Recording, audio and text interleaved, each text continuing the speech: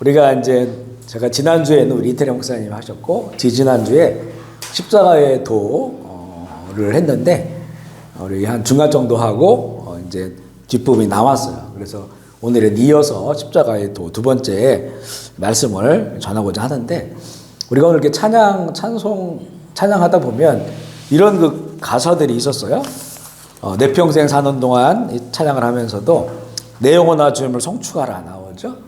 내 영혼아 주님을 찬양하라. 이거는 남을 향한 찬양이 아니고 내 안에 있는 영혼을 향해서 깨우는 거죠. 깨우고 마땅히 찬양해야 될 자를 찬양해라. 그리고 우리 그 다음에 불렀던 찬송도 보면 내 영이 주를 찬양합니다 나오죠. 기뻐하라 나의 영혼아 감사하라 손을 들고 송축하라 주를 향해 외쳐라. 내 영혼을 향해서 이렇게 찬양하고 있는데 이 성경을 보면요 이런 내용들이 참 많습니다. 시편에 보면 이런 내용들로 가득 차 있어요. 우리는 왜 하나님의 사람들이 왜 하나님을 찬양하는데 먼저 왜 나에게 내 영혼을 향해서 내 영을 향해서 자꾸 이것을 하나님을 바라봐야 된다, 하나님을 찬양해야 된다, 왜 이렇게 자꾸 외치는가라고 하는 거죠. 이것을 이제 다른 말로 하면 내 영혼을 깨우는 것이고, 그리고 내 영혼에 자극을 주는 거예요. 자극. 그 시편의 42편에 보면 이 기자가 자신이 굉장히 불안한 상태에 있단 말이죠. 그러면서 자신의 모습을 봐요. 내가 불안하고 걱정되고 근심이 많으니까 마땅히 하나님을 바라보고 그 의지하고 나가야 되는데 하나님을 찬양해야 되는데 하지 못하는 자신을 발견한단 말이죠. 세상 속에 살아가면서 또 세상 일들 때문에 그것 때문에 아파하고 또 낙심한 자신의 모습을 보면서 이걸 보면 기가 막힌 거예요. 왜 또 내가 그렇게 좋을 때는 그렇게 하나님을 찬양하고 예배하고 그 앞에 춤추면서 그런 자로 서 있었는데 지금 모습을 보니까 초라하게 그지없는 거죠. 하나님 앞에서. 그러니까 그 하나님 앞에 나가기 전에 자신의 이렇게 지금 잠들어 있는 내 영혼, 그리고 이 진짜 진리를 바라보지 못하는 이런 상태 가운데 있는 내 영혼을 향해서 깨우는 거예요. 그죠? 외쳐 깨우고 자극을 주는 거죠. 영혼에 자극을 주는 거예요. 그래서 이제 바라볼 것을 바라보게 하고 진리를 바라보게 하고 이제 그런 내용들이 이제 여기 담겨져 있는 거죠. 내 영혼아 주님을 송축해야 되지 않겠냐, 주님을 찬양해야 되지 않겠냐라고 하는 건데 이게 중요하냐면 우리가 지금 십자가의 도를 나누잖아요. 우리 믿는 사람들에게 십자가의 길 너무나 익숙하죠. 너무 익숙하고 너무나 많이 들었고 또 성경에 우리 또 신약 성경에는 뭐 너무나 이 십자가에 관한 말씀 이런 내용들이 참 많죠. 그런데 그걸 우리가 믿고 또 알고 마땅히 그 십자가의 복음이 무엇인지를 알고 그 길을 가고 또 그 십자가의 복음을 누리고 체험하고 살아가야 되는데 어떤 때는 자기 모습을 보면 그런 길을 걷지 못하는 거죠. 여러 가지 이유들이 있죠. 내가 마주한 여러 가지 그런 이유들 때문에 그 길을 가지 못하고 또 여전히 나는 전의 모습처럼 전의 나의 구습 그런 모습처럼 또 낙심하고 낭망하고 또 우울하고 또 힘들고 아프고 고통스럽고 거기에 젖어 사는 것을 우리가 본단 말이에요. 그러니까 우리가 십자가의 복음을 나누고 십자가의 도를 나눈다고 하는 것은 우리가 다시 아는 얘기지만 다시 우리의 영혼을 깨우는 거예요. 그죠? 영혼을 깨우고 영혼을 자극하고 그래서 왜 깨우느냐 왜 자극하느냐 왜냐하면 마땅히 봐야 될 것을 못 보고 있기 때문에 마땅히 우리가 노래하고 마땅히 누리고 마땅히 전해야 될 그 가장 중요한 가치가 있는데 그것을 잊고 그걸 잊게 만드는 수많은 이유들 때문에 그걸 못 보고 있기 때문에 그래서 우리가 다시 나에게 임한 그리스도의 복음이 무엇인지를 우리가 이제 이 성경에서 우리에게 알물 주잖아요. 거룩한 지식인데 알물 준다고 하는 것은 이거는 늘 관념적인 것이 아니고 이게 살아있는 것이 되어서 그것으로 내가 깨어나고 또 그것을 따라 살아갈 수 있는 살아가야 되는 그런 그 삶을 우리에게 주는 거예요. 이게 십자가의 복음이. 그렇기 때문에 우리가 한 번씩 이제 이 내용들을 나누거든요. 우리 지난주에도 우리 함께 말씀을 나눌 때 우리가 진정한 감사에 대해 나눴죠. 진정한 기쁨과 감사. 그건 결국에는 진정함이라고 하는 게 무슨 말이겠어요. 그죠? 진리를 마주했을 때 진리가 우리 안에 이게 내 삶이 100%로 간다면 진리가 여기 10% 있을 때는 그런 느낌들을 못 찾아요. 그죠? 진리가 내 안에 가득하고 정말 내 삶 전반이 이게 100%라고 말할 수는 없겠지만 내 삶 전반이 그 진리와 함께 할 때 진정한 기쁨과 감사가 어떤 상황 속에서도 그게 이제 폭발하기 때문에 그게 우러나오기 때문에 우리는 그 구원의 감격 또 구원의 감격을 주는 예수 그리스도의 복음 우리를 죄에서 해방하시고 우리를 그의 나라가 되게 하시고 왕같은 제사장 되게 하신 그 은혜를 이제 다시 한번 우리가 전하는 거죠. 전하고 또 우리가 듣고 영혼 자극을 받아가지고 마땅히 찬양하고 노래해야 될 것들을 우리가 이제 그걸 바라볼 수 있도록 이런 것들이 아마 우리가 평생 살아있는 복음 대신 예수님을 이제는 그 눈으로 배우는 그날까지 우리 이 자극은 계속 되어야 될 것입니다. 그 예수님께서도 마지막 때 이야기해 주시면 항상 뒷부분에 보면 결론은 뭡니까? 그래서 그렇기 때문에 깨어있으라는 거죠. 깨어있어야 되는데 누가 어떻게 깨울까요? 그죠?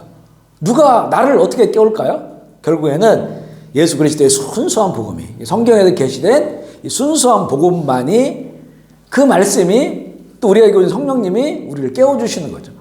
성령님이 우리를 깨우려고 하면 성령님이 가장 기뻐하시는 성령이 하고자 하는 그 일 가운데 우리가 나가야 되는데 그게 바로 예수 그리스도의 순수한 복음을 전하고 우리가 그 복음을 우리가 바라보고 우리가 믿음으로 나아갈 때죠.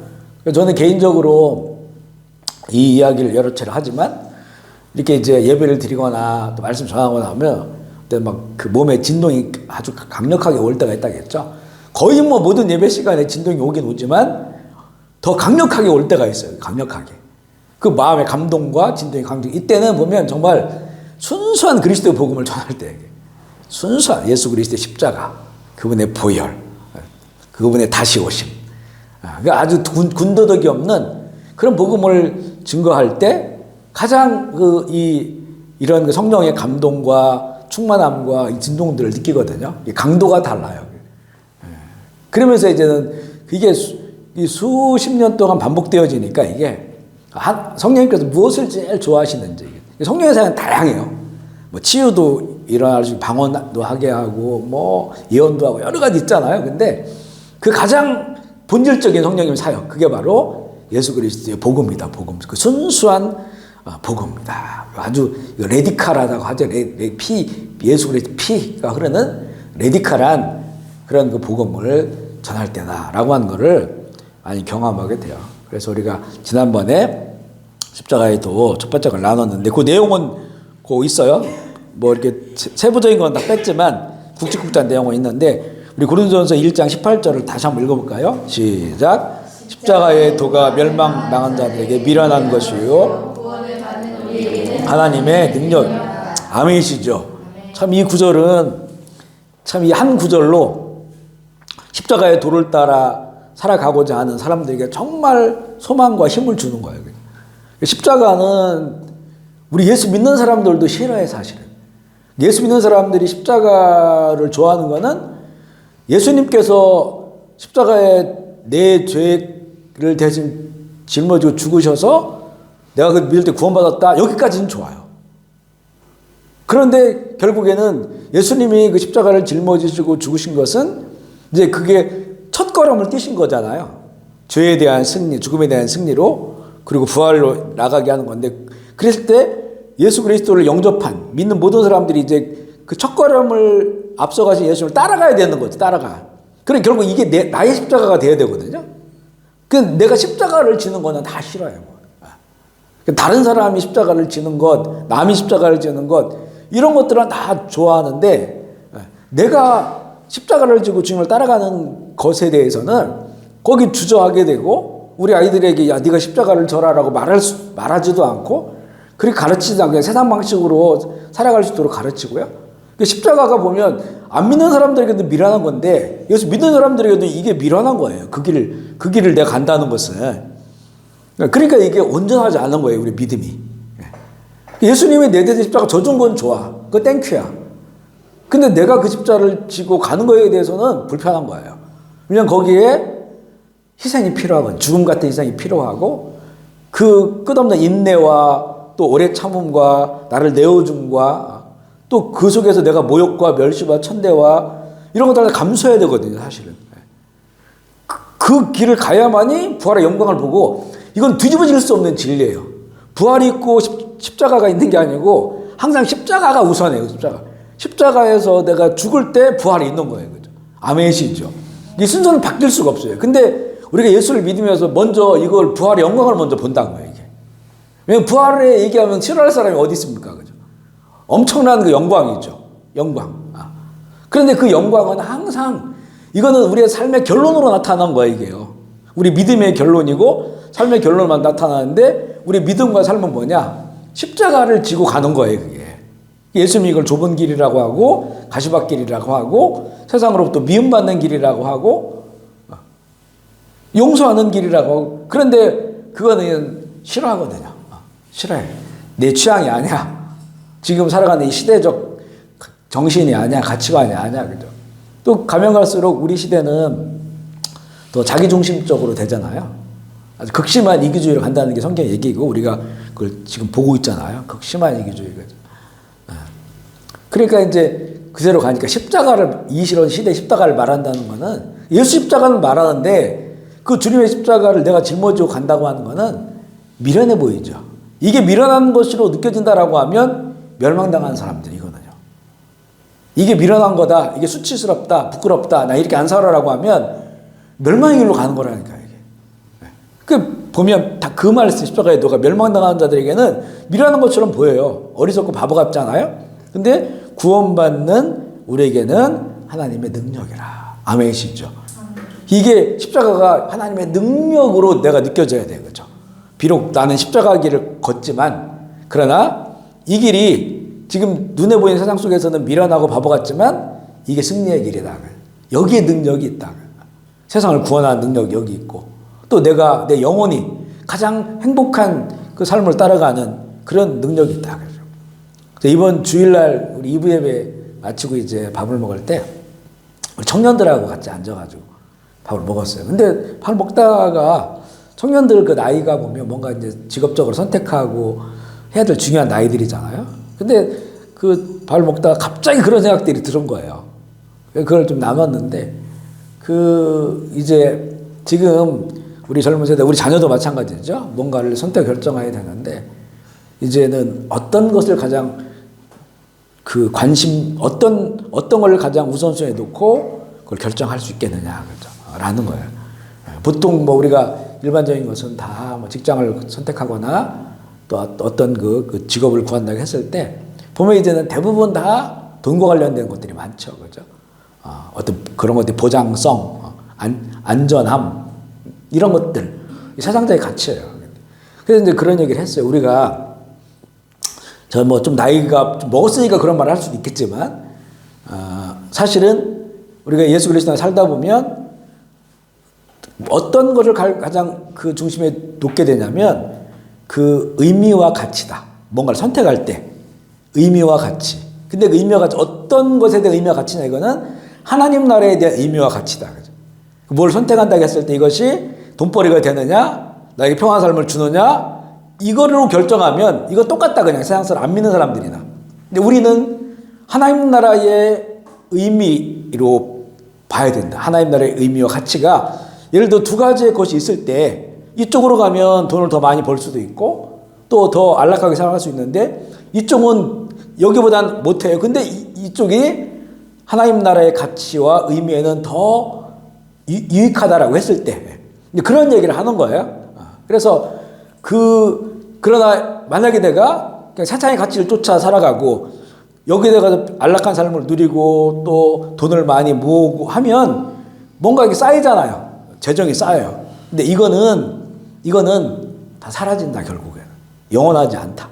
근데 하나님 나라의 의미와 가치를 따라 선택한다면, 그리고 그 길을 간다면 그 가치와 의미, 어마어마한 보상에 대해서 영원한 그 보상에 대해서 우리 삶에 쌓여간다. 라고 하는 그런 그 이야기를 나눴어요. 그런데 우리 나이가 먹고 이 나이가 좀 신앙의 나이라고 한다면 신앙적으로 이렇게 오래 주님을 섬기고 살아다 보면 이게 자연스럽게 좀 그래도 의미와 가치를 좀 찾아요. 내가 좀 손해보고 이런. 그렇지만 젊었을 때는 이게 잘 안 돼. 20대, 30대에. 그 의미와, 하나님 나라 의미와 가치를 더 우선순위에 놓는다고 하는 것이 정말 쉽지 않아요, 이게. 왜냐하면 또 나 혼자만의 문제는 아니거든.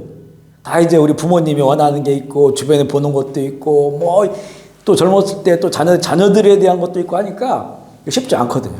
그런데 그럼에도 불구하고 내가 후회하지 않는 인생을 살고자 한다면 젊었을 때부터 하나님의 나라와 하나님의 나라의 가치와 의미에 우선순위를 놓고 선택하고 판단해야 된다라고 하는 그런 이야기를 나눴거든요. 이게 사실은요, 보면 똑같아, 이게. 십자가의 도예요. 십자가에서 주시는 메시지. 십자가의 메시지가 그런 것이고, 또 십자가의 정신, 가치관이라고 말할 수 있겠죠. 십자가의 길이라고 할 수 있겠죠. 그 길을 선택하라. 예수님께서도 이 대로로 가는, 다 대로 큰 길로 가기를 원한단 말이죠. 근데 거기는 보기에 좋고 넓지만 그 끄트머리가 반드시 거기는 멸망의 자리다라고 말씀해요. 그죠? 대로로 갔는데 성공했다. 신앙적으로. 그렇게 말하지 않아요. 좁은 길을 선택하라는 거죠. 좁고 험한 길을 선택하라는 거죠. 그게 바로 하나님 나라의 가치와 의미를 우선순위를 뒀다는 거예요. 그죠? 어떤 걸 판단하고자 했을 때. 그래서 이제, 우리의 이제, 그 신앙의 길이 그런 길이라고 하는 거예요. 그런데 그러면, 그래, 예수 믿는 것은 늘 그렇게 좁은 길로 가고, 가시밭길로, 험한 길로 가고, 힘들어서 어떻게, 근데 그 길을 안 가보니까 힘들다고 생각하는 거예요. 가보면 이게 힘든 길이 아니에요. 예수님이 예수님께서 십자가를 가신 게 하나님의 기쁨을 바로 봤다는 거예요. 그죠? 하나님이 영혼들을 예수의 그리스도 때문에 어딜 수많은 그 구원 받을 자들을 바라보면서 기쁨으로 그 길 갔다는 거죠. 사도들도 다 그 길을 기쁨으로 갔다는 말이에요. 그죠? 일을 갈면서 간 게 아니고 넘치는 기쁨으로 그 길을 갔다는 거죠. 그러니까 이 기쁨이 이게 진짜라는 거죠. 이게 진짜. 십자가의 길을 가본 자만 말할 수 있고, 가본 자만 드러나는. 그거는 그 삶의 그 영혼에 깃들여져 있어요, 이게. 이거는 사라지지도 않고요. 그리고 영원한 하나님의 보상이 있어요. 그런 기쁨으로 갈 수 있는 거다. 그래서 우리가 이 구원받는 우리에게 하나님의 십자가의 도가 능력이다. 아멘이시죠? 우리는 이거는 선택이 문제가 아니에요. 반드시 그 길을 가야 됩니다. 반드시 가야 될 그런 절대적인 우리 인생의 가치이고 그런 그 길이라고 하는 것을 성경은 이야기했고요. 우리 지난번에 나눈 거 보면 십자가의 도에서의 승리를 나눴죠. 승리가 이게 어마어마한 거예요. 죄에 대해 승리. 죄에 대해서 승리면 죄 때문에 오는 불행, 저주, 고통, 슬픔, 또 사망, 이런 모든 것들에 대한 승리라고 하는 것을 말하는 거예요. 바로 십자가가 그런 승리를 우리에게 주고, 죄의 삭슨, 사망, 이건 지옥불 떨어진다는 거죠. 거기에 대한 승리를 준 것이다. 세상에 대한 승리, 육신에 대한 승리, 이론과 사상에 대한 승리, 사탄에 대한 승리, 십자가와 변화. 십자가는 우리의 삶을, 십자가를 만났는데 변화되지 않는다라고 하면 그냥 십자가를 앞에다 세워놓고 보기만 한 거예요. 그죠? 이거를 복음학교에서 김용희 선교사님은 십자가를 통과하는 거라고 말하거든요. 십자가를 통과해야 된다. 그러니까 십자가를 짊어져야 된다는 거지. 그랬을 때는 진정한 변화가 나타나요. 자아가 변화되죠. 자아는 나의 나된 거예요. 나의 나된 것. 나의 나된 것은 그동안 그렇게 잘난 체하고 의롭다고 했는데 나의 나된 것은 주님의 은혜다. 이렇게 이제 자아가 변화돼요. 그러면서 이제는 새로운 창조가 일어나죠. 새로운 피조물, 새로운 인격체로서 변화되고, 그리고 이제 새롭게 된다고 하는 거는 이거는 날마다 새롭게 되는 것이에요. 그럼 반대로 날마다 내가 십자가에 나를 죽이는 거예요. 그죠? 왜냐, 우리의 자아는 이 죄의 문제는 해결됐지만 죄의 성향은 있어요. 그리고 우리가 살아가는 동안 이제 주님 오시기 전까지는 죄가 세상에 가득해. 죄의 성향을 내가 가지고 있고, 세상은 죄로 가득하고 그러니까 내가 예수 그리스도의 모든 죄를 짊어지시고 심판받고 죽으신 십자가를 내가 믿음으로 말미암아서 날마다 그 죽는 실제적으로 그걸 경험하는 거예요. 그랬을 때 날마다 새롭게 살아나는 지속적인 죽음. 그리고 이제 십자가를 통과한 사람들은 말이 변화돼요. 말이. 우리가 언어가 참 중요하다는 건 다 알잖아요. 참 중요합니다. 그래서 언어를 우리가 이 언어적인 그 습관들 보면 옛날에 그 뭐 할아버지 할머니들을 보면 그 아이들을 이렇게 손주가 태어나고 하는데 애들이 많이 죽었잖아요. 그러니까 이거를 너무 막 사랑하고 칭찬하면 빨리 데려간다 이렇게 생각했던 데가 있어요. 그래서 그래서 저주를 하는 거예요. 막말하고 그래야 이제는 안 데리고 간다. 그래서 옛날 할아버지 할머니들 보면 자녀들에게 입만 열면 욕하고 막. 사실은 마음은 그 마음이 아니야. 반대의 마음인데 그게 우리 어떤 미신 같은 것들이 있어가지고 그렇게 했었거든요. 근데 우리가 이런 거 다 끊어져야 돼요. 사실은. 그죠?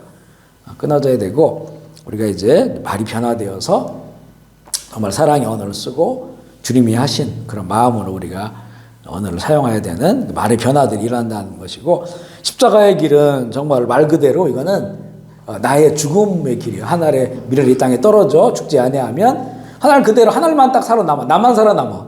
그런데 죽으면 많은 열매를 맺는 것처럼 십자가의 길이. 근데 이거는 결국에는 혼적 생명과 영적 생명인데 영적 생명을 따라가는 거예요. 영적으로 풍성한 그런 생명. 영이 이제 열매를 맺고 풍성하게 살아가는 길이고 미랄의 진리, 희생의 진리 다 마찬가지 그런 말씀이죠. 결국에는 이게 남을 죽이는 거는 이거는 십자가의 길이 아니고 사단의 길이에요. 사단 마귀의 길.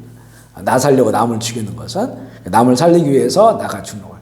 예수님께서 요한복음에 보면 친구를 위하여 생명을 희생하는 것이 가장 고귀한 일이다. 예수님께서도 그렇게 그 길 가신 거죠. 그 길 가셨고 우리에게도 친구라고 하는 거 내가 아니잖아요. 우리 친구가 아버지도 친구가 될 수 있고 또 내 정말 친구가 될 수도 있고 아니 캄보디아 사람들이 내 친구가 될 수 있고 누구든 친구가 될 수 있거든요. 그런데 그 친구를 위해서 내가 희생한다면 그것처럼 고결한 생명이 없다. 이렇게 주님 말씀한 이게 바로 이제 십자가에 돼요. 물론 근데 내가 죽고자 하면 사는 거예요. 사실은 죽고자 하면 그렇게 말씀하시는 거예요. 진짜 내가 살고 싶으면 죽어야 된다는 거죠. 죽어야 그때부터 진짜 생명이 뭔지를 알게 된다는 거죠. 우리가 허울 좋은 가짜 생명으로 살 거냐 진짜 생명으로 가치 있는 삶을 살 거냐 이게 이제 십자가의 그 길을 가느냐 그렇지 않느냐에 따라서 결정이 되어지는 거고 오늘 이제 4번째부터 7번째까지 말씀을 나누고자 하는데요. 4번째는 십자가와 부활 생명이에요. 항상 그랬죠. 항상 십자가가 앞에고 그 다음에 부활 생명이 뒤에 연결되어 있는 거죠. 이것을 뒤집으면 안 돼요. 보면 우리 옛날 우리 초창기 교회들을 보면요. 십자가가 이렇게 어두운 십자가가 많았었어요. 뭐 소나무 같은 거 베어가지고 뭐 나무가 그때는 이제 뭐 화려하게 칠하지도 않았고 그런 기술도 없었겠지만 교회 위에 이렇게 채워놓은 것도 보면 다 어두운 색깔들.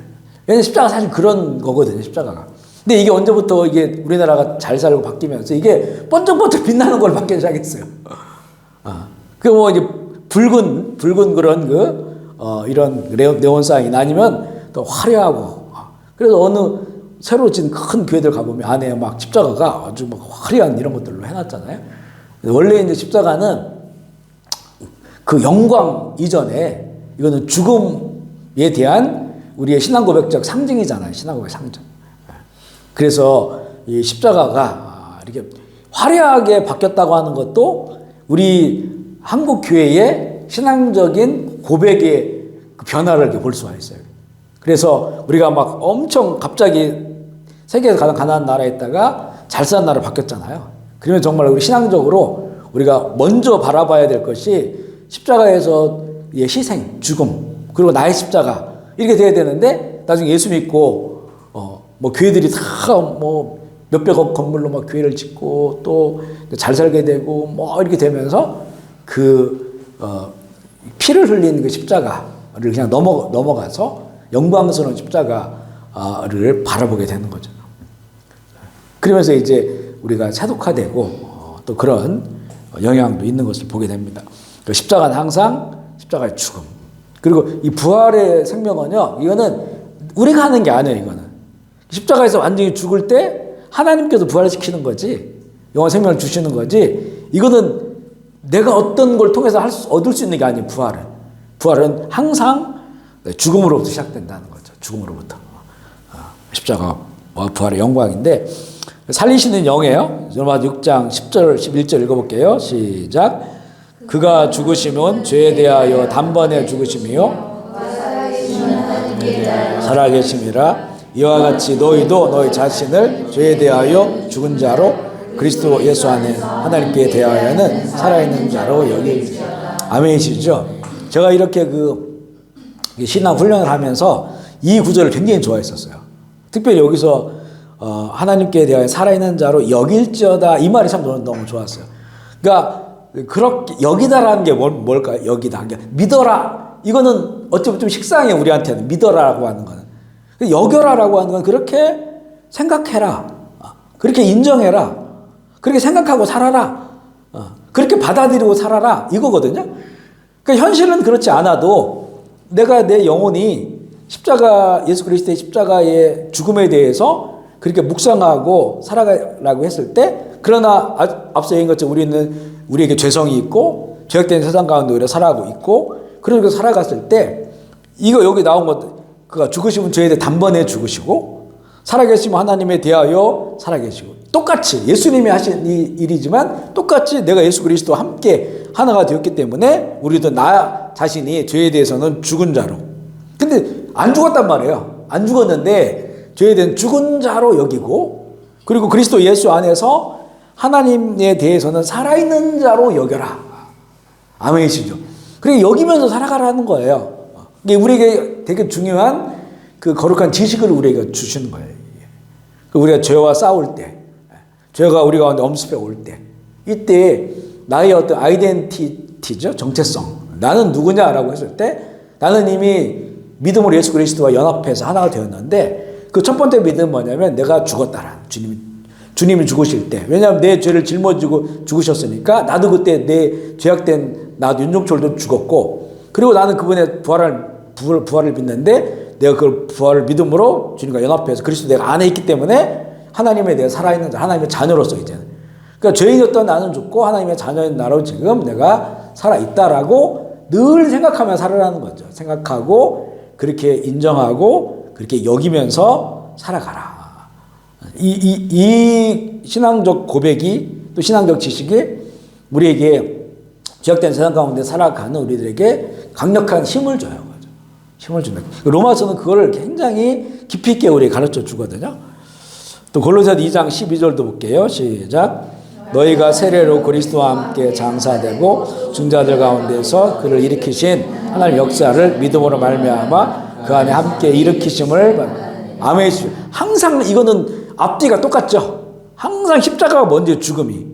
그리고 부활은 어떻게 하냐면 그를 일으키신 하나님의 역사를 믿음으로 말미암아요. 그러니까 또 죽은 자들 가운데서 그를 일으키신 하나님의 역사예요. 그러니까 우리가 지향해야 될 것, 추구해야 될 것은 죽음이에요. 죽음, 십자가의 죽음. 이랬을 때 하나님께서 우리가 죽는다고 해서 우리 몸이 죽는 게 아니고 믿음으로 내가 죽는 거잖아요. 그랬을 때 그 믿음으로 하나님께서 죽은 자를 살리시는 거예요. 그러니까 부활의 역사가, 부활의 영광이 우리 가운데 있는 거예요. 그래서 우리가 이 예배를 드리러 나갈 때는 먼저 십자가를 바라봐요. 그리고 회개해요. 그리고 나의 모든 그 한 주간의 삶에 대해서 회개하고 십자가 앞에 내가 못 박혀요. 내 그 죄인된 내가 믿음으로 못 박힌단 말이에요. 그러면 하나님께서 그 영혼을 새롭게 하시는 거예요. 부활하게 하셔서 기쁨으로 예배하고 찬양하고 감격을 누리게 하는 거죠. 그리고 그 힘으로 또 한 주간을 살아가게 하는 것이죠. 이게 계속 반복돼서 일어나요. 이게 반복돼서 일어나야 된다는. 근데 이 앞에 게 빠져버리면 이 뒷부분만 남아 있으면 이게 왜곡되는 거예요. 제가 이번에 이제 한국에서 저희 이제 누님하고 동생이 나가는 대전에 있는 그런 교회인데, 교회가 참 좋아요. 되게 건강하고 아주 선교지향적이고, 그리고 젊은 사람들이 한 70-80% 돼요. 그 교회에.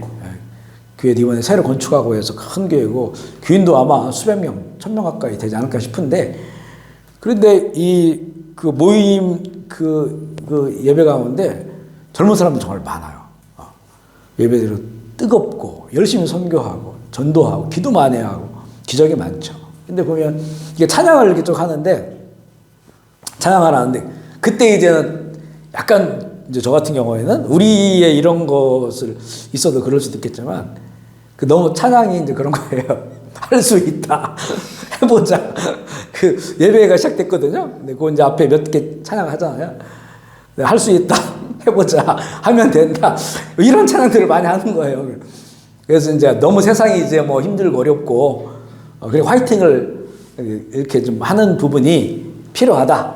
그리고 젊은 사람들이 너무 좋아하면 신나게 막 찬양하는데 저는 그게 벌써 이게 그 들어가기 전에 들어갈 때 그 하나님을 향한 그 어떤 그 경배와 찬양.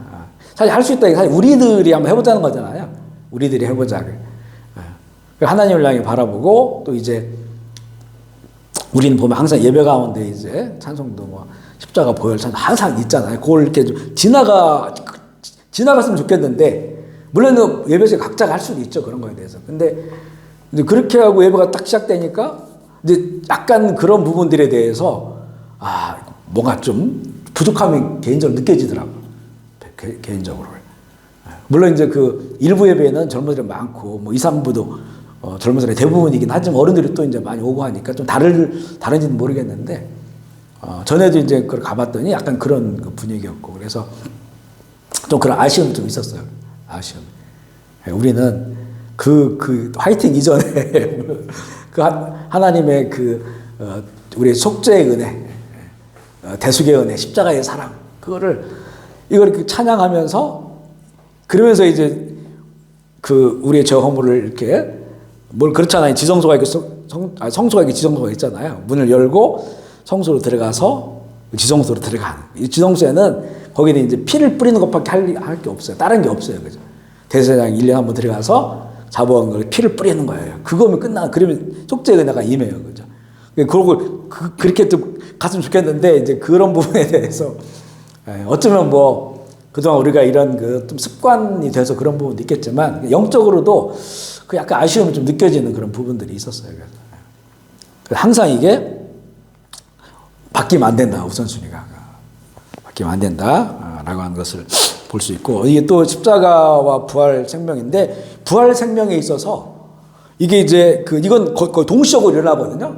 예수 그리스도의 십자가가 우리의 믿음으로 고백되어지고 그 십자가의 복음을 우리가 이렇게 사모하고 갈망하고 받아들일 때 동시에 일어나는 일들이 전인치유가 일어나요. 이게 이제 부활 생명이거든요. 살아서 누리는 부활 생명인데 이건 우리가 여러 번 나눈 말씀이에요. 이사야 53장 4절 6절 말씀 읽어볼게요. 시작. 그는 실로 우리의 질고를 지고 우리 생각하기를 징벌을 받아 하나님께 맞으며 고난당한다 하였노라. 그가 찔림은 우리의 허물 때문이요 상함은 우리의 죄악 때문이요 그가 징계를 받음으로 우리가 평안을 누리고 채찍에 맞음으로 우리는 나음을 입었도다. 우리는 다 양 같아서 그릇 행하여 각기 제 길로 건을 여호와께서 우리 모두의 죄악을 그에게 담당하시니라. 아멘이시죠? 자, 거꾸로 볼게요. 거꾸로 보면 이제 우리는 다 양 같아서 그릇 행하여 각기 제 길로 갔거늘. 그러면 각기 제 길로 내가 옳은 대로 내 의대로 살아가면 그러면 여호와께서 우리의 모든 죄를 담당시키셨도다라고 하는 이 삶이 이루어지지 않는 거예요. 그러니까 예를 들어서 우리가 예수를 이제 믿고 교회 다니는데도 그럼에도 불구하고 각기 제 길로 간 그런 양의 모습이라고 한다면 예수 그리스도의 십자가가 의미가 없어요. 우리에게.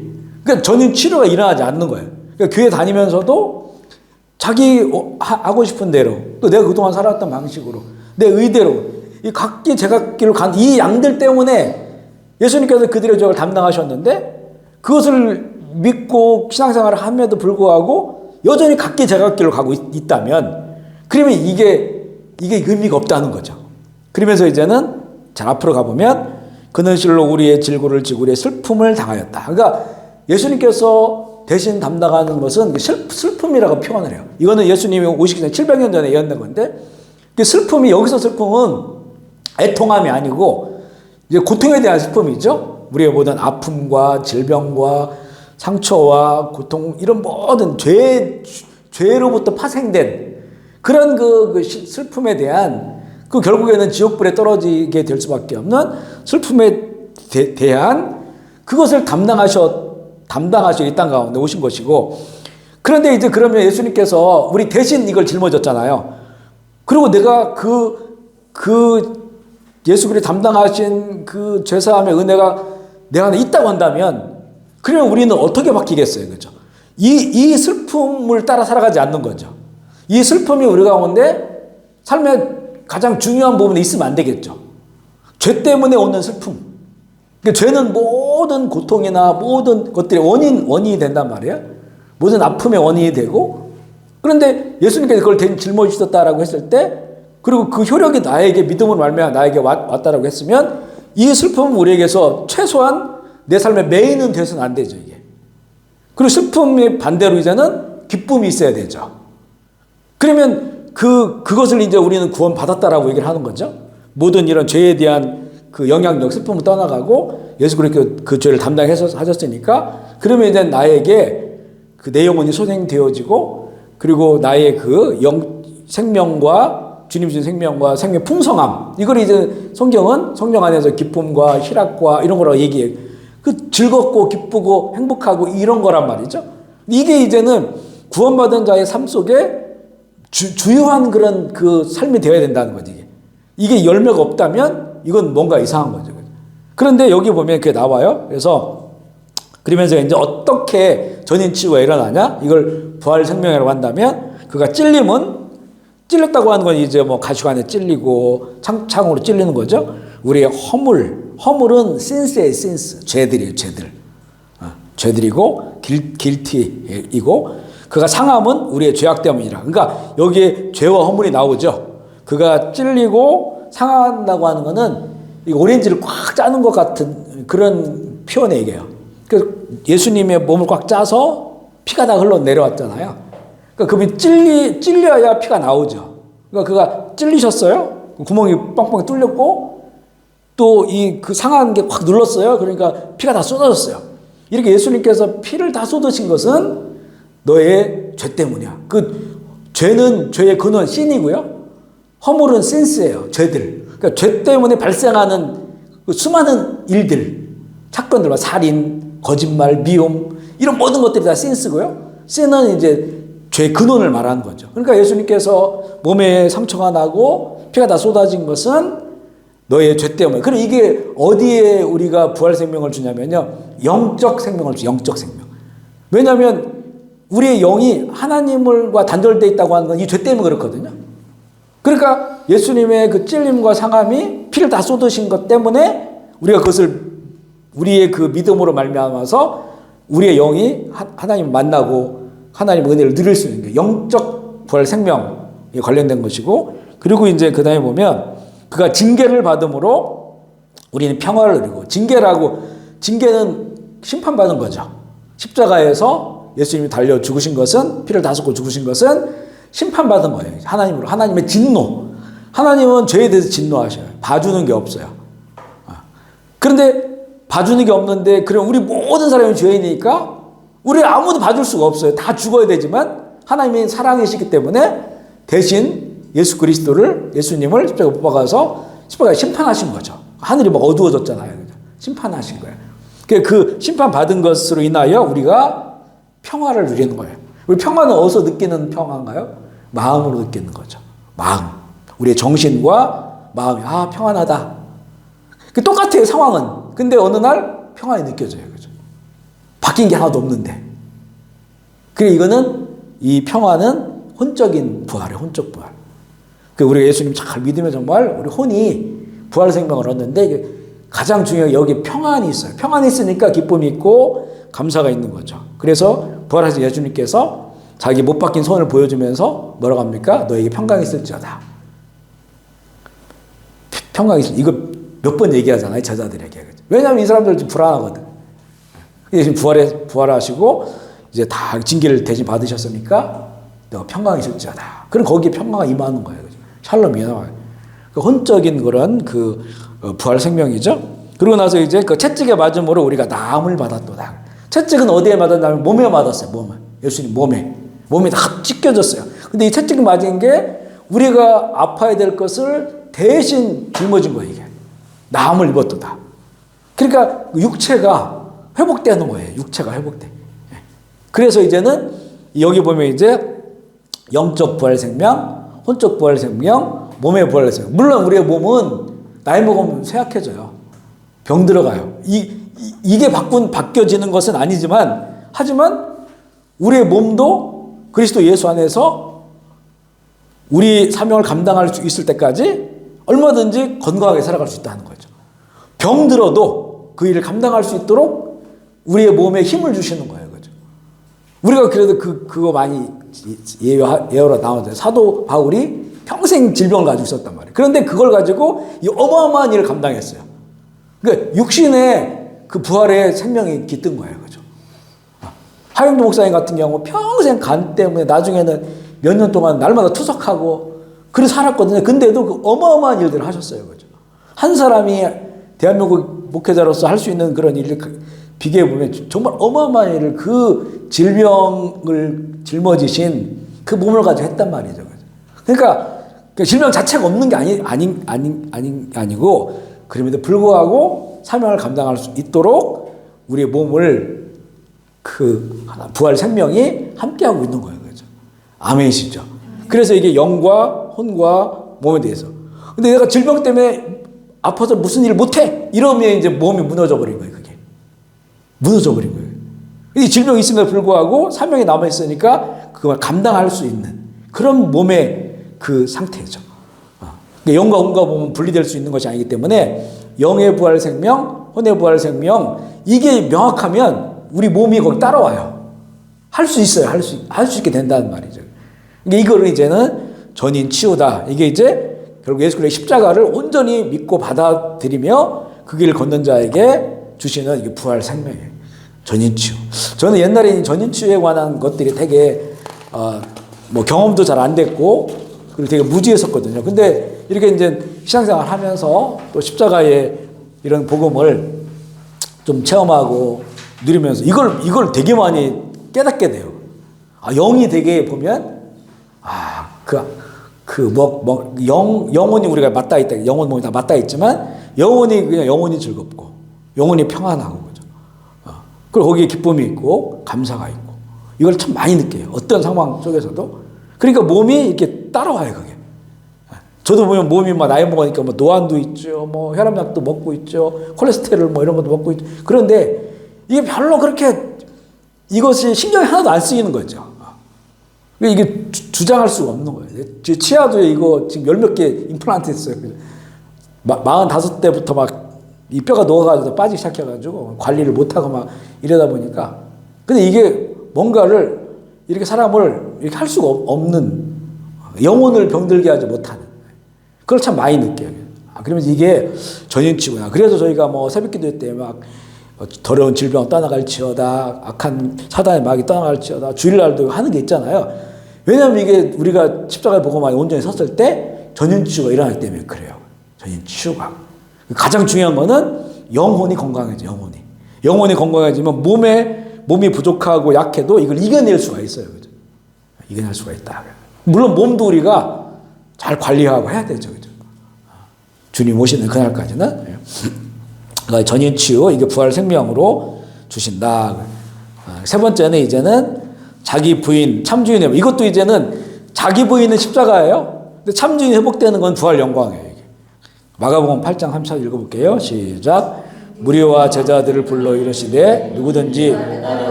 자기 십자가를 지고 나를 따라. 자, 여기까지 보면 십자가만 나오죠. 예수님 십자가, 나의 십자가. 그런데 예수님 뭐라고 말씀합니까? 수고하고 무거운 짐진 자들아 다 내게로 오라. 내가 너희 편히 쉬게 하리라. 그죠? 그리고 이제 나의 짐은 내가 함께 지는 거다. 그죠? 멍에를 같이 매는 거다. 그래서 그가 늘 얘기하잖아요. 뭐 큰 어미소하고 새끼 송아지를 같이 멍에를 이렇게 맨다고 한다면 누가 힘을 쓰겠냐는 거죠. 어미소가 힘을 쓰고 송아지는 따라가는 거죠. 멍에를 생각하면 이게 무거울 것 같지만, 내 십자가 무거울 것 같지만, 주님이 함께 오히려 그 주님과 함께 십자가를 지고 가는 것이 이게 거기에 진정한 쉼이 있다는, 안식이 있다는 거죠. 안식. 그리고 그 열매는 뭐냐? 나는 온유하고 겸손하니 나의 것을 배우라.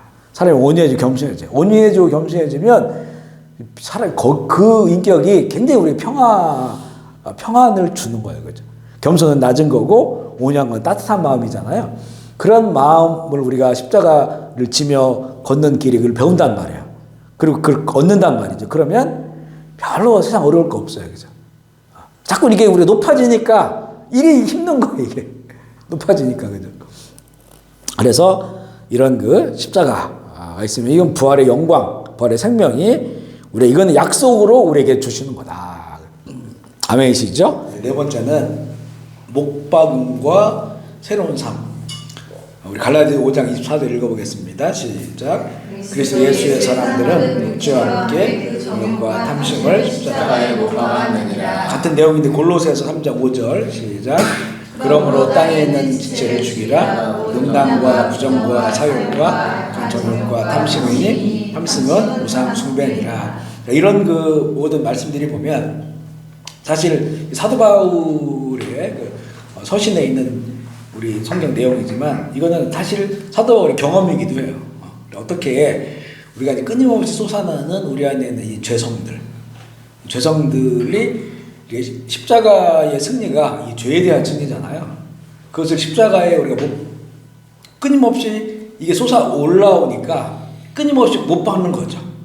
못 박는 게 믿음으로 보이지 않는 영역이지만 믿음으로 그걸 못 박는 건데, 그랬을 때 이제는 부활 생명. 그러니까 내가 내 정욕도 못 받고 탐심도 못 받고 또 뭐 이기적인 교만한 마음도 못 받고 그러면 이게 부활 생명으로 나타나는 거예요. 그러니까 이거 못 받는 거는 우리가 믿음으로 선포하고 고백하는 거지만 그 위에 주어지는 부활 생명은 하나님이 주시는 거예요. 우리 마음에. 그러니까 결국 우리가 신앙의 길을 가고 십자가의 순수한 복음으로 또 십자가의 도를 따라 가다 보면 변하는 게 뭐냐면 사실 우리 인격이 되게 바뀌어요. 인격이. 그래서 그런 거 있잖아요. 사람은 변하지 않는다. 예수 믿어도 안 변한다. 이게 맞는 말이기도 하고 다른 말이기도 하거든요. 맞는다고 하는 거 뭐냐면 우리가 이제 하나님이 우리에게 각자 혼을 주셨잖아요. 짐승들도 혼으로 창조했다고, 혼을 주셨다고 성경에 나와요. 그러니까 혼이 있어요. 혼은 이거는 누가 비교할 수 없어요. 다 독특한 혼들을 주셨어요. 혼들을. 그러니까 부부 간에도 다르고 자녀와 부모 다르고 쌍둥이도 다르고. 이게 다르다고 하는 거는 이게 독특한 혼을 주셨다는 거죠. 그러니까 이거는 바뀔 수가 없어요. 이게 어떤 그로 말하면 기질이라고 말하고 기질. 그런데 사실 이게 그런 혼을 주셨는데 이게 다 왜곡되어 버렸단 말이에요. 왜곡돼 이게 죄악된 세상을 살아가다 보면 예수님 만나 거듭나기 전에는 다 왜곡돼 있기 때문에 사실 그게 하나님이 주신 그 순수함이 아니에요. 그죠? 왜곡되어 버린 거라고. 근데 그게 나는 나인 줄 알고 살아가고 있단 말이에요. 근데 믿음으로 말미암아 하나님이 여기 내 안에 들어오셨어요. 들어왔다고도 하고 내 속에 있는 게 이제 깨어나 살아있는 영이 되는 거죠. 예수 그리스도 믿음을 말미암아. 그랬을 때 이제는 이 혼이 변화되는 거예요. 이제. 그러니까 하나님이 주신 그 독특함은 있는데 이게 그동안 왜곡되어져서 하나님의 나라에 유익하지 못한 거야. 이 혼이. 이게 이제 우리가 예수님을 만나고 이 십자가의 복음을 받아들이고 십자가를 가면서 여기 혼 안에 왜곡되었던 욕심, 탐심.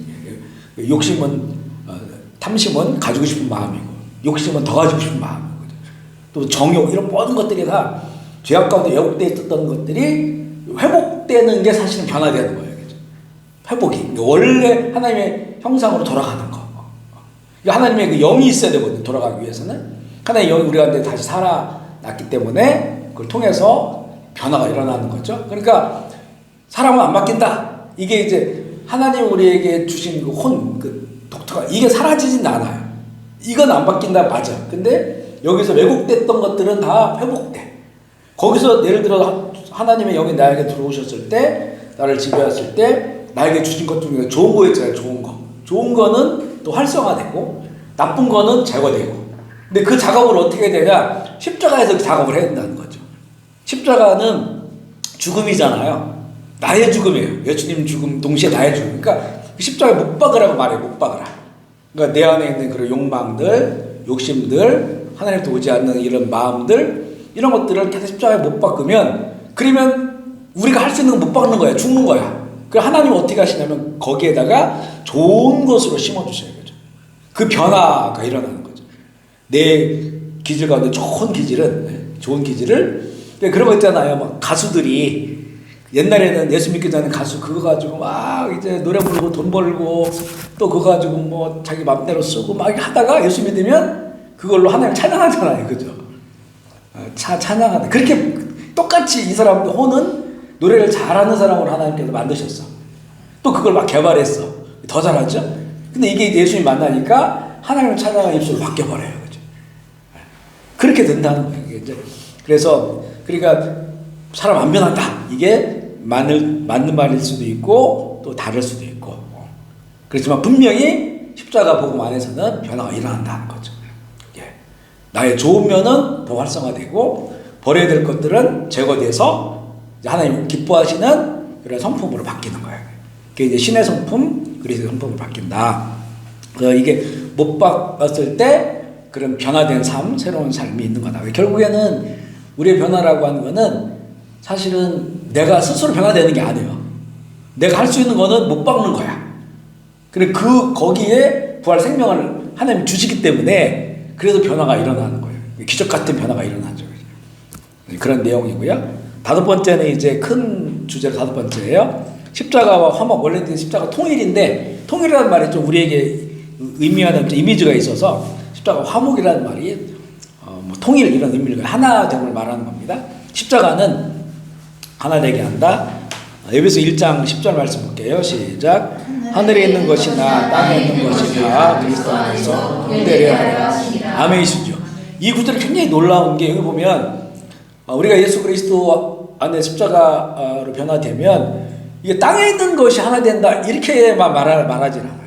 땅에 있는 거는 너와 내가 땅에 있는 것이고 또 나와 무슨 세상의 어떤 동식물들 또 모든 게 나. 근데 이거 보면 하늘에 있는 것까지 나와요. 이게 신비한 영역이죠. 하늘에 있는 것은 잘 알 수 없는 영역이에요. 그러니까 우리가 원수 되었을 때 하나님 우리를 사랑하셔서 우리를 구속하시잖아요. 그러니까 이제 하나님과 화해하잖아요. 하나님과 하나 돼. 그리고 하나님 하나 되는 건 삼위일체 하나님 하나 되는 거죠. 예수 그리스도 하나 되고 성령님 하나 되고 이게 이제 하늘에 있는 거예요. 그리고 하늘에 있는 천사들이 있어요. 또 다른 피조물이 있어요. 그 생명들과도 우리가 하나 되는 거예요. 하나 돼. 그래서 저는 여러분 이렇게 하시겠지만 어떤 때는 그런 기도를 해요.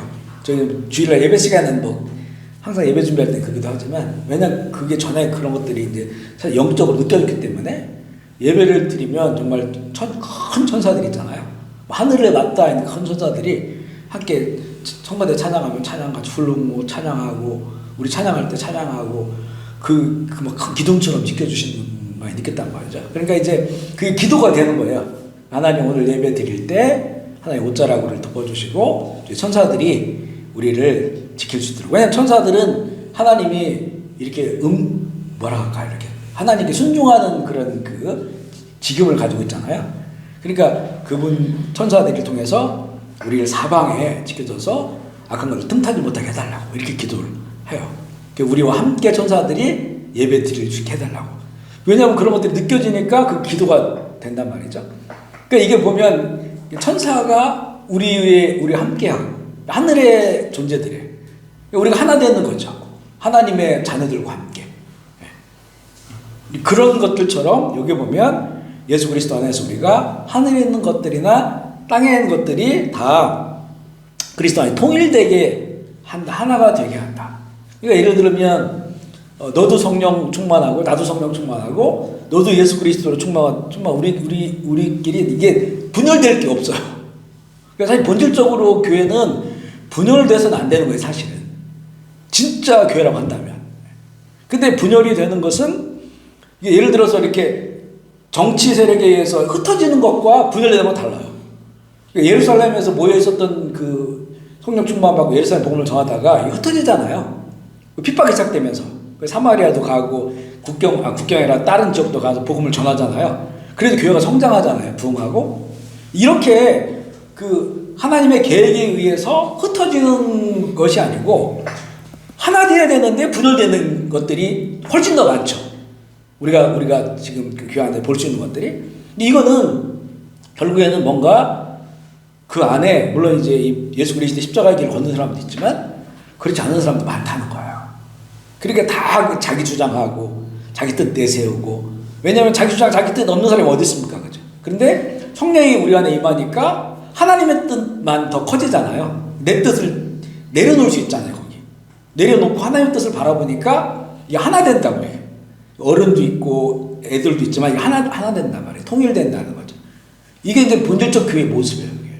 근데 교회가 깨지고 분열하고 싸우고 이렇게 된다는 거는 어딘가는 이게 깨져버린 거예요. 복음이, 십자가의 복음이. 그래서 고린도 교회에게 보낸 편지가 사실 그거로부터 출발하잖아요. 앞에 몇 장 그게 나와요. 어떻게 고린도 교회가 그리스에 있는 바닷가에 있는 교회잖아요. 거기 사도 바울이 세운 교회고 정말 좋은 교회란 말이에요. 근데 거기에 4가지 그룹으로 나눠져 버렸어요. 예? 게바, 베드로파, 또 뭐 아볼로파, 또 예수파, 바울파. 누가 제일 셌겠나? 저건 예수파가 제일 셌던 것 같아요. 우리는 바울파야 그러니까 나는 예수파야 이래가지고 그랬을 것 같은데, 그래서 나온 게 아까 우리 읽은 고린도서 1장 17절 십자가의 도가 나온 거예요. 그게 거기서. 왜냐하면 이런 일이 나중에 어떻게 되면 고린도 교회가요, 서로 싸우는데 해결이 안 되니까 세상 법정으로 가버려요. 이거는 주님께서 이제 그 감동을 주시잖아요, 바울에. 이건 너무 부끄러운 일이다, 이거. 아니, 하나님 말씀을 가지고 있으면 여기서 해결 안 될 게 없는데, 이게 진리니까? 해결이 안 되니까 세상 법정으로 갔다는 거는, 이건 부끄러운 거죠. 어떻게 그럴 일이 벌어질 수 있겠느냐. 교회 안에서 발생한 문제를. 근데 지금은 이제 교단 안에서 다 세상 법정으로 다 가 있거든. 오히려 거기서 세상 법정에서 뭐라고 말하냐면요. 우리 감리교도 오랫동안 그랬는데, 좀 당신들끼리 해결하라고 그래요. 결론이. 본인들끼리 해결을 해보시라고. 이게 신학적 문제를 법정에서 이걸 판사들이 애매한 거예요, 이게. 그러니까 본인들끼리 해결하라고 돌려보내고 이런 경우들이 많단 말이죠. 교인들끼리도 그렇고, 하여튼 그런 일들이 너무나 많다는 거예요. 그래서 이런 분열들. 물론 이제 어떤 것들 때문에 우리가 분열이 일어날 수도 있어요. 그 분열이 일어났다면 이거를 이제는 정말 이게 성숙한 그리스도의 제자들의 교회라고 한다면 이걸 잘 아우를 수 있고. 근데 교회 안에서는 보면 제자된 사람들도 있고 어린아이 같은 신앙을 가지고 있는 사람도 이제 막 들어온 사람이 있으니까 다양한 생각들이 있어요. 그러다 보면 좀 이렇게 그 안에 다툼도 있을 수 있거든요. 왜냐하면 이제 어린 사람이 있으니까. 그랬을 때 이제 어떻게 그것을 잘 수용하고 하나님의 뜻을 더 중심에 두고 갈 수 있느냐라고 하는 것들이 이제는 우리가 기도해야 될 문제들이고 지혜를 구해야 될 그런 문제들인데, 이 에베소서 1장, 2장 넘어가면서 아주 원초적 예수 그리스도 복음을 증거하거든요. 그 복음 안에서 하늘에 있는 것, 땅에 있는 것이 다 그리스도 안에 통일되게 한다. 하나가 되게 한다는 거예요. 두 번째가 화목함인데, 이게 되게 구체적으로 나와요. 어떻게 이게 하나가 되느냐? 2장 12절, 13절로 19절 에베소서 시작. 이전은 전에 멀리 있던 너희가 가까워졌느니라. 그는 우리의 화평이 있은지라. 둘로 하나를 만드사 원수된 저 중간에 막힌 담을 육체로 된 계명의 율법을 펴하셨으니 이는 이 둘로 자기 안에서 한 세 사람을 지어 화평하게 하시고 또 십자가로 이 둘을 한 몸으로 하나님과 화목하게 하십니다.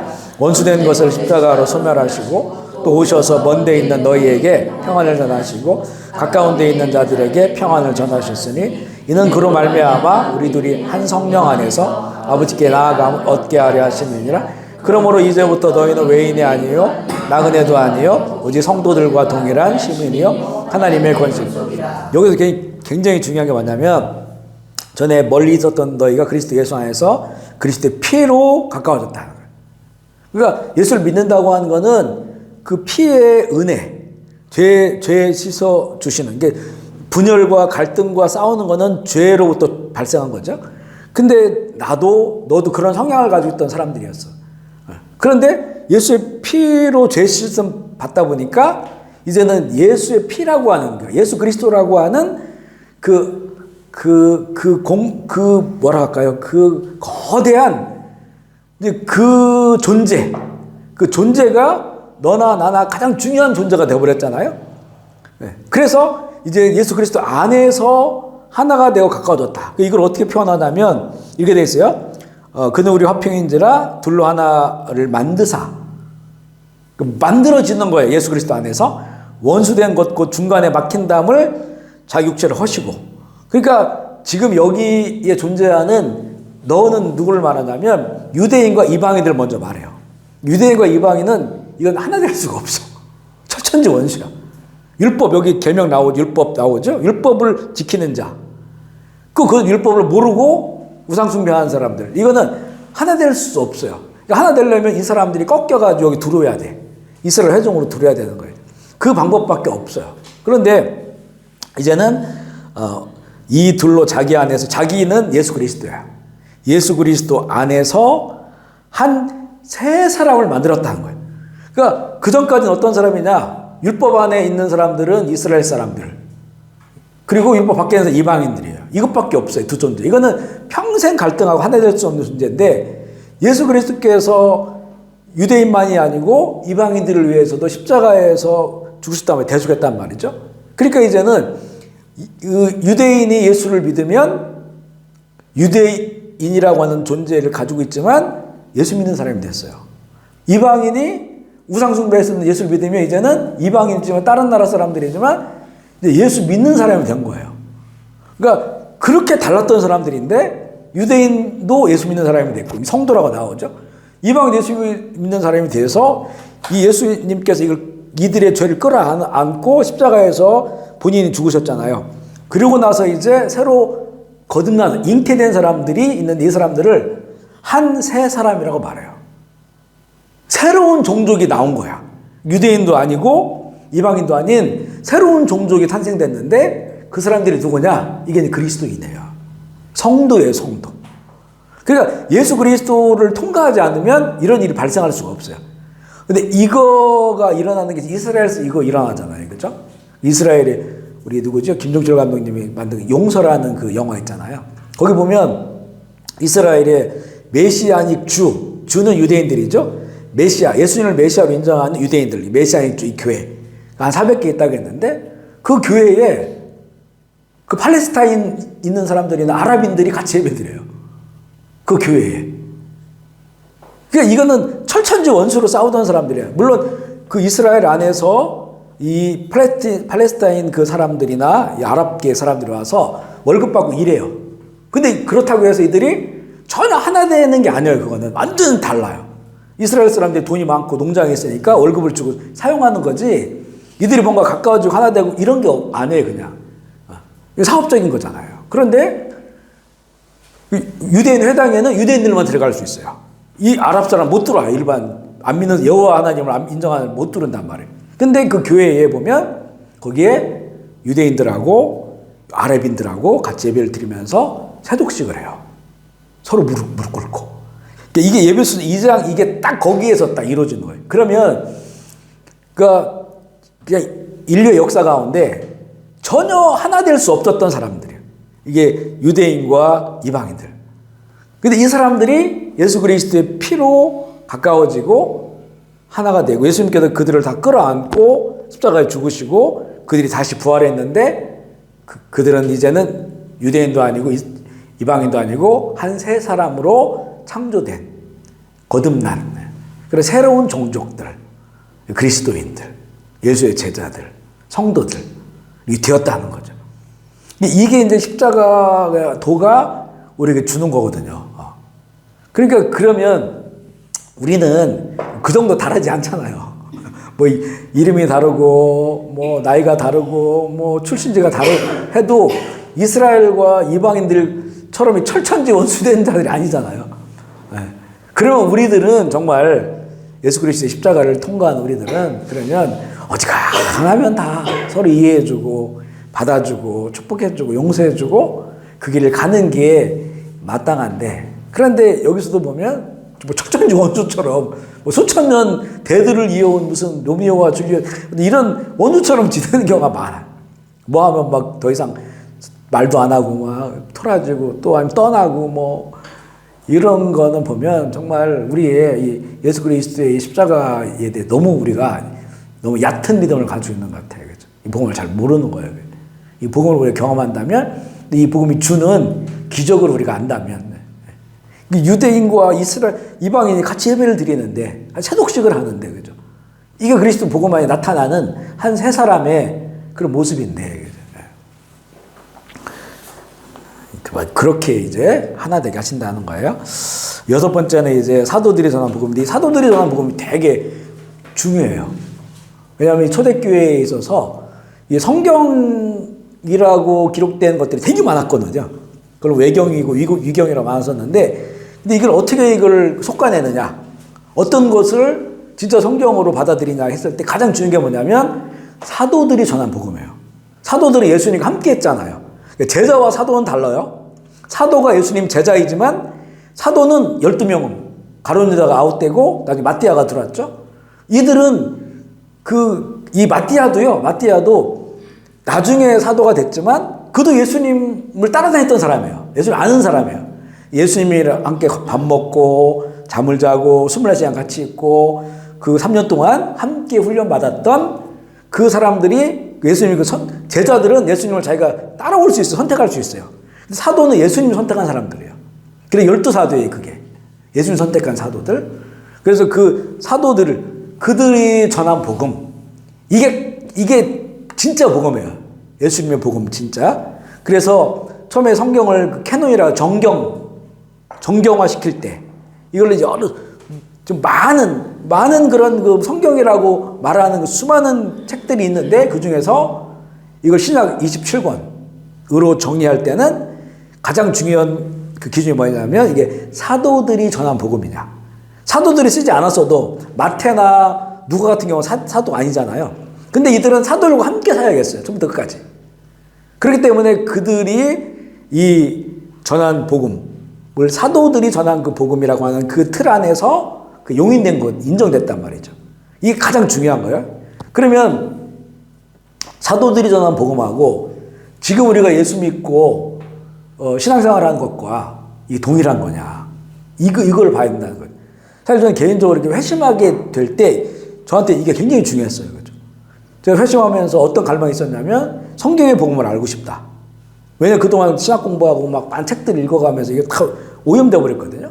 이랬을 때 그럼 어떤 거를 회복해야 되느냐라고 했을 때 성경에 계시된 복음을 알아야 되는데 이게 성경을 많이 읽었죠. 그러면서도 성령 받고 처음으로 전한 복음 있잖아요. 이게 제일 중요한 거야.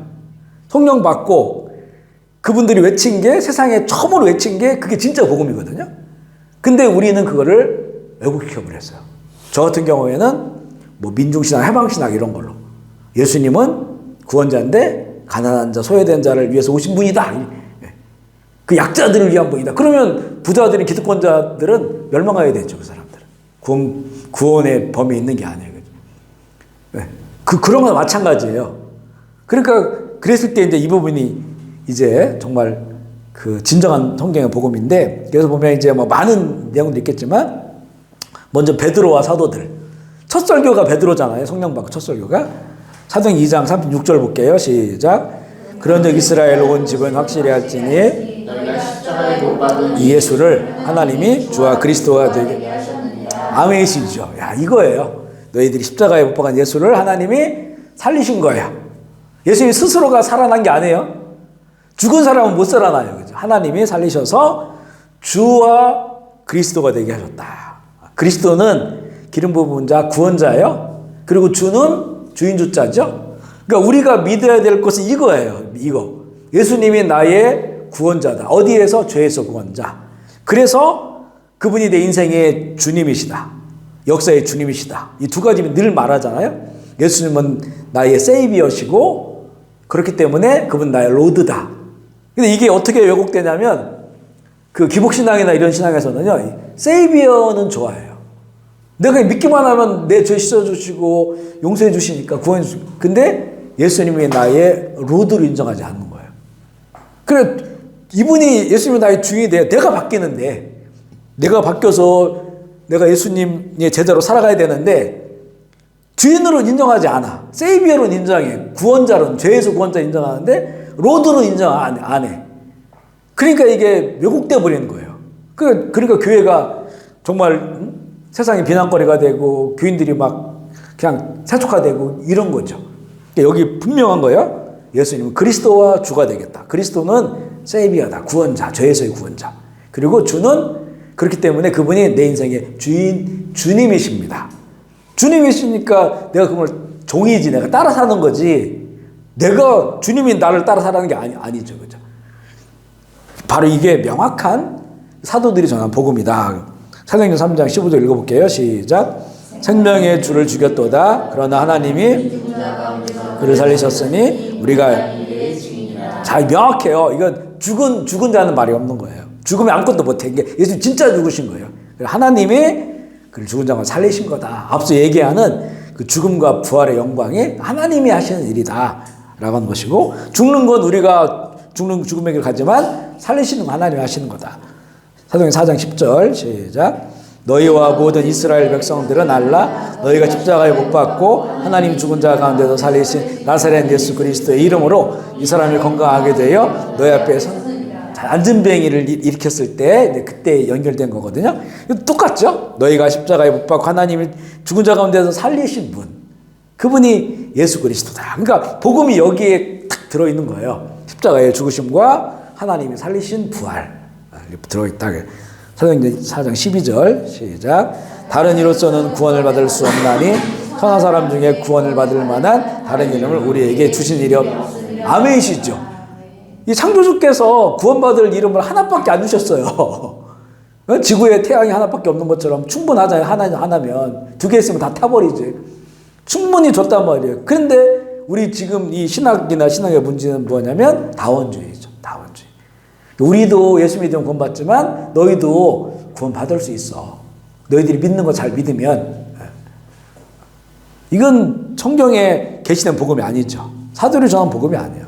이것 때문에 아마 우리는 세상으로부터 핍박받고 그리고 미움받고 이것 때문에 형벌을 감옥을 갈 수도 있는 거예요. 가면 갈수록 이제 이것 때문에. 그런데 다른 이름을 주신 적이 없어요. 성경의 복음이다. 사도행전 5장 30절 시작. 너희가 나무에 달아주린 예수를 우리 조상의 하나님이 살리시고. 자, 같은 그런 내용이죠. 그 다음에 사도 요한이 물론 앞에도 베드로와 요한이 함께 있었던 건데 사도 요한 계시록 1장 15절 시작. 또 충성된 증인으로 죽은 자 가운데서 먼저 나시고 땅의 임금들의 머리가 되신 예수 그리스도로 말미암아 은혜와 평강이 너에게 있기를 원하노라. 우리를 사랑하사 그의 피로 우리 죄에서 우리 지난주에 나눈 그런 말씀이죠. 그러니까 예수 그리스도의 사도들이 전한 복음에는 뭔가 지금 우리 교인들이 원하고 바라는 건 없어요. 뭐 예수 잘 믿으면 모든 게 다 잘 되고, 뭐가 막 긍정의 힘처럼 뭐가 다 잘 되고, 뭐가 세상에서 뭐 풍요롭고, 이런 복음을 전한 적이 없어요. 그죠? 다 십자가 복음이에요, 십자가. 십자가에 죽으면 하나님이 살리셨다. 그것밖에 없어요. 전한 복음이. 근데 우리가 옆에 너무나 많은 것들을 덧붙여 놨어요. 그리고 이 십자가의 복음을 갈 때 나타난 열매들이 있거든요. 하나님 주신 은혜들. 이걸 가지고 복음처럼 만들어버린 거예요. 기복신앙처럼. 이만큼 왜곡됐다는 거고요. 바울은 뭐 너무나 많지만 사도행전 13장 34절 35절 시작. 또 하나님께서 죽은 자 가운데서 그를 일으키사 다시 썩음을 당하지 않게 하실 것을 가르쳐 이르시되 내가 다윗의 거룩하고 미쁜 은사를 너에게 주리라 하셨으며 또 다른 시편에 일렀으되 주의 거룩한 자로 썩음을 당하지 않게 하시리라. 바울은 뭐 너무나 많으니까 죽은 자 가운데 하나님께서 그를 일으키셨다 동일하죠. 하나님께서 일으키셨다, 부활시키셨다는 거예요. 스데반도 딱 이 설교 한 번 하고 이제 두려마다 죽는데 7장 52절 시작. 너희 조상들이 선지자들 중에 누구를 박해하지 않았느냐. 자를 그들이 죽였고 이제 너희는 그 의인을 잡아 준 자요 살해한 자가 이게 스데반의 이 설교가 되게 길어요. 근데 이거는 구약의 역사를 쫙 이야기해요. 그리고 그 정점이 바로 우리에게 오신 예수님, 너희들이 죽인 십자가에 죽인 예수님이다 라고 하는 것을 전하고 도래 말아 죽어요. 그러니까 십자가에 죽은 예수 그리스도, 이게 이제 그 복음이고, 이 빌립은 이제 빌립 집사님이에요. 사도 빌립은 AD 한 40년도에 순교해요. 그러니까 예수님께서 뭐 예를 들어 AD 30년도에 활동하셨다, 그리고 하늘로 올라가셨죠. 몇 년 후에 사도 야고보가, 요한의 형제잖아요, 그 순교해요. 그러니까 그 야고보에 대한 이야기는 많지 않아요. 자, 이건 야고보를 얘기해요. 빌립 사도 빌립이 있는데 빌립에 관한 이야기가 그렇게 많이 나오지 않습니다. 성경에 보면. 물론 이제 빌립이 또 이 어떤 그 전도자가 되어서 복음을 전하 이런 흔적들은 되게 많아요. 근데 여기 나오는 그 빌립은 그 집사 빌립이에요. 집사 빌립. 그 사도행전에 보면 집사 7을 세우잖아요. 처음 세운 그 7 집사 중에 한 분이 빌립인데, 그가 이제 사마리아에서 복음을 전하고 하죠. 사도행전 8장 32절 33절 시작. 읽는 성경 구절은 이것이 일렀으되 그가 도살자에게 가는 양같이 끌려갔고 털깎는 자 앞에 있는 어린 양이 조용함과 같이 입을 열지 아니하는다.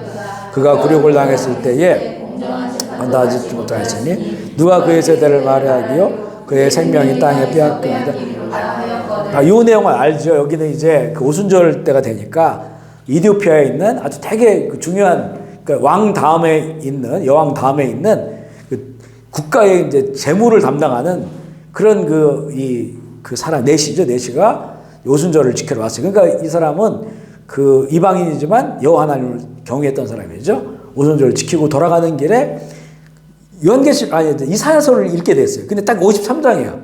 이걸 읽고 나서 굉장히 의미에 들었을 때 빌립 집사님이 와가지고 그거를 해석해 주는 거예요. 그 도살당한 어린 양이 누구냐. 그러면서 이제 예루살렘에 일어났던 일들 얼마 전에 다 얘기했죠. 그게 바로 예수님이고, 그리고 거기 세례를 받잖아요. 그런 맥락이에요. 그러니까 정말 사도들이 전한, 또 이런 빌립 집사가 전한 그 가장 순수한 복음은 바로 어린 양, 유월절 어린 양으로 십자가에 죽은 예수 그리스도다. 그분이 부활하셨다. 그 내용인 거예요. 우리 마지막으로는 이제 십자가와 선포인데, 이 십자가의 도를 우리가 이렇게 배웠단 말이죠. 이 배운 거는, 알게 된 거는 이론적으로, 지식적으로 우리에게 쌓아놓으려고 한 게 아니고 이것을 사용해야 된다. 사용해야 된다. 앞서도 얘기한 것처럼 죄에 대해서 싸울 때, 또 어떤 그 내 삶에 어떤 시험과 또 악한 것들이 다가올 때, 그리고 그렇지 않더라도 우리가 그냥 수시로 십자가의 도를 선포하는 거예요.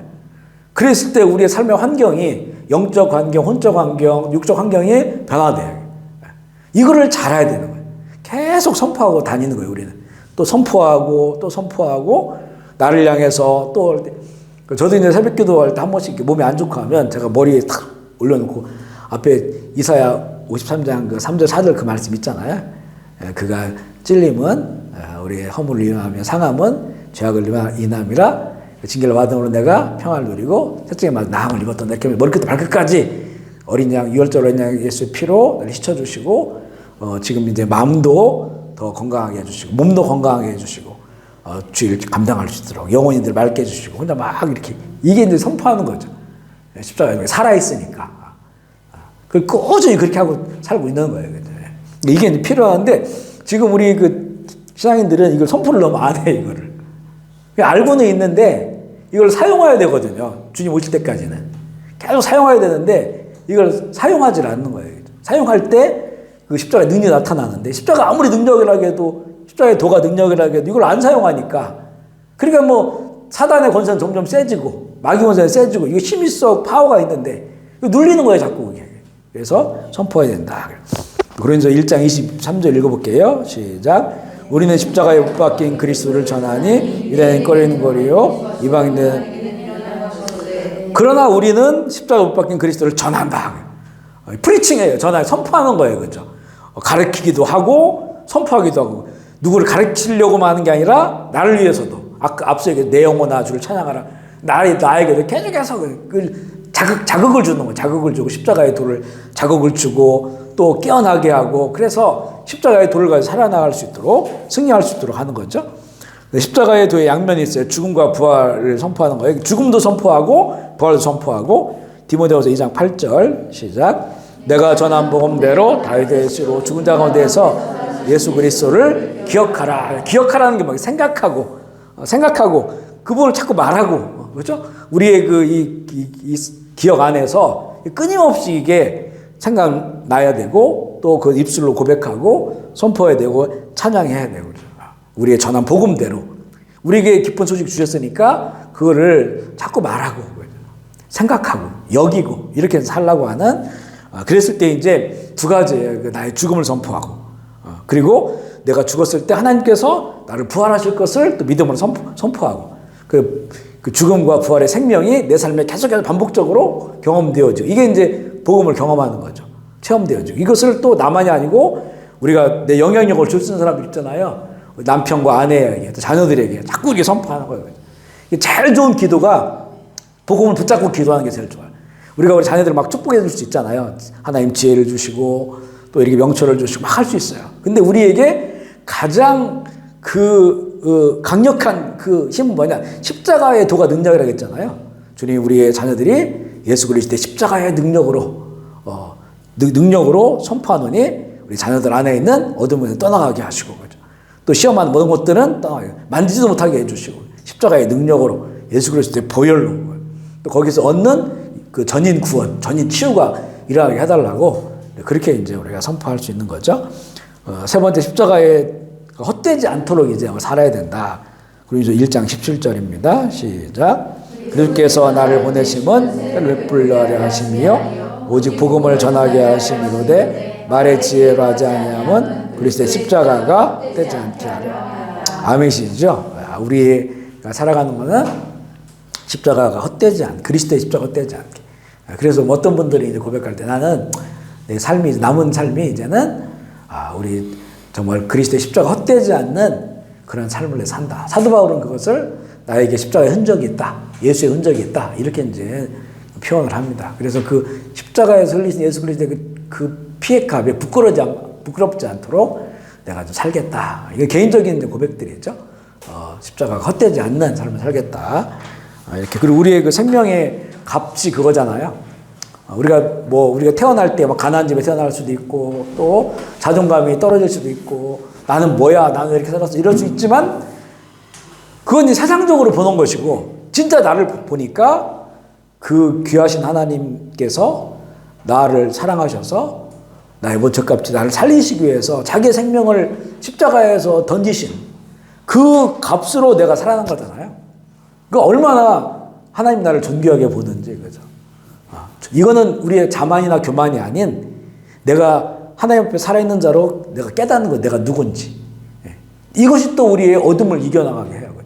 사람이 스스로 자학하고 자괴감이 넘치고 자존감이 무너져 있고, 이게 신앙적으로 도움이 되지 않거든요. 오히려 이거 사단이 주는 거거든요. 하지만 나를 위해 죽으신 예수 그리스도를 통해 나를 보니까 내가 존귀한 자야. 내가 존귀한 자를 아는 거는 교만해지려고 아는 것이 아니고, 그렇게 귀한 생명값을 얻었으니까 나는 이제 그 십자가의 도를 따라서 살아가겠다.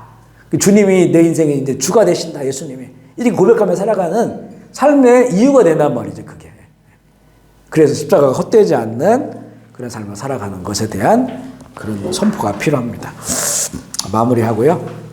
우리 시간에 결단하며 기도하길 원합니다. 이건 우리가 지식으로, 거룩한 지식으로 나누지만, 이건 어떤 우리 이론으로 하는 게 아니고, 이게 정말 우리 믿음으로, 십자가의 복음으로, 십자가의 도로 살아가길 원하고, 그리고 그를 통해서 하나님께서 우리에게 부활 생명 주시고, 정말 영광스러운 부활 생명으로 살아갈 수 있고, 그렇게 영원한 나를 향해 나아가는 나와 또 우리와 우리 가정과 우리 교회 될 수 있도록 우리 죄를 한번 부르짖고 통성으로 기도하시겠습니다. 하나님 아버지, 감사합니다. 우리 사람의 말로는 그 큰 십자가의 복음을, 그 깊은 복음을 다 말할 수 없고 설명할 수 없음을 저 앞에 고백합니다. 그러나 우리가 갈망하는 마음으로 함께 모였사오니 주님께서 십자가에서 우리에게 들려진 이 메시지를 우리가 잘 받아들이고 또 마음에 새기고 십자가의 길을, 십자가의 도를 따라 살아갈 수 있도록 주여 도와주시옵소서. 하나님, 그 길이 세상에서는 미련한 것처럼 보이고 또 바보스러운 것처럼 보이지만, 십자가의 도가 하나님의 능력이라 말씀하신 것처럼 죄악을 이기는 능력이 되게 하여 주시고, 또 십자가에 죽는 자들을 부활의 영광으로 세워주시는 하나님의 은혜를 누릴 수 있도록 주님 도와 주시옵소서. 그 힘든 길을 주님이 가셨사오니, 또 주의 사도들과 제자들이 갔사오니, 우리도 그 길을 가면서 주님께서 보았을 그 기쁨을 바라보게 하시고, 우리 사도들이 누렸을 그 행복과 그 즐거움과 은혜를 누리며 살아갈 수 있도록 주여 도와주옵소서. 부족하지만 우리 푸드밴 제일교회의 모든 어린아이들로부터 장애 이르기까지 우리 한 마음으로 우리가 먼저 십자가의 도를 바라보게 하여 주시고, 십자가의 죽음을 통해서 우리를 부활의 영광으로 세워주시는 하나님을 바라볼 수 있도록 주님 도와 주시옵소서. 오늘 이렇게 귀한 초소 가운데 우리가 함께 하게 하신 주님 감사합니다. 이 기업을 주님 기억하여 주시고, 하나님 이 기업 가운데 풍성한 은혜가 넘치게 하여 주시고, 많은 사람이 오고 가게 하시며, 또 칭찬하는 또한 기업 되게 하시고, 또 이를 통해서 하나님의 나라를 확장할 수 있도록 주님 도와주시옵소서. 세상의 큰 길이 아닌 사랑하는 마음으로 좁은 길을 선택해 가는 주의 자녀들, 또 이 기업을 주님 기억하여 주시어서, 하지만 그 길을 통하여 하나님 은혜가 더 커지게 하여 주시고, 하나님의 사랑이 경험되게 하시고, 하나님이 하시는 일들을 바라며 주께 더욱 영광 올려드리는 하나님의 의로운 기업 되게 하여 주시옵소서. 영광과 존귀를 주 앞에 올려드리며 우리 구주 예수 그리스도의 이름으로 기도합니다.